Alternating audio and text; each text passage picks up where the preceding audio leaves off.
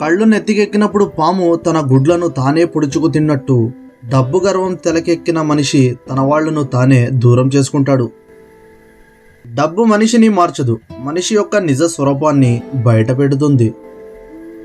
మనసున్న మనుషులను పక్కన పెట్టి అస్సలు మనసే లేని మనీతో కాలం గడిపేస్తున్న వారే ఎక్కువ ఇక్కడ. ఎన్ని జనాల ఎంగిలితో తడిసినా మనం అపవిత్రంగా భావించే వస్తువు ఏదైనా ఉందంటే అది డబ్బు మాత్రమే. కొంతమంది జీవించడానికి డబ్బు సంపాదిస్తారు, మరి కొంతమంది కేవలం డబ్బు కోసమే జీవిస్తారు. ఎక్కువ డబ్బులు సంపాదించడం గొప్ప కాదు, ఆ సంపాదించిన డబ్బును పొదుపు చేసే అలవాటు ఉండాలి.